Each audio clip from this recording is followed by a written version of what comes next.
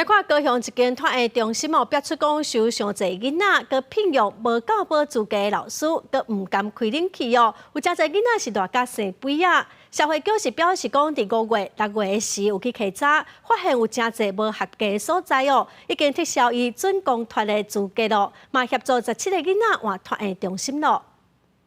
老师带囡仔行伫托育中心内底，邀其他囡仔伫较凉所在活动。除了户外活动，有日籍老师指控，入去教室的囡仔也做甲亲像伫外口共款，因为伊方要求老师免上早开冷气。是很热啊，然后会长一些热疹啊，问园方可不可以开冷气，提早开冷气这样子，还是都没有改善。日籍老师指控，长期以来有的囡仔早起7点半就到会，煞到11点才开冷气，未少囡仔热出尾啊。家长反映也无改善，也发现托育中心请无教的老师超收学生，环境无好。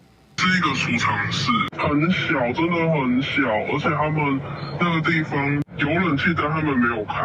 未经核准就聘用托育人员从事托育的行为，另外呢，也在没有立案的一个空间里面去收托照顾孩子等违规的情事。市府表示，托育中心本来有准公托资格，稽查了，因为违反离校法，已经伫6月撤销准公托资格，17个囡仔也转去别个所在。社会局裁罚的一些争议，我们可以了解一下吗？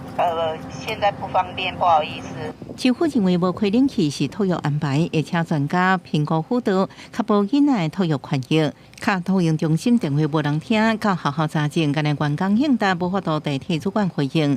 伊访答互家长的批是强调所谓违规事实，是师生进前托育中心进前无成停无核准，对主管机关认定确信，会尽上大努力向社会局申诉。记者综合报道。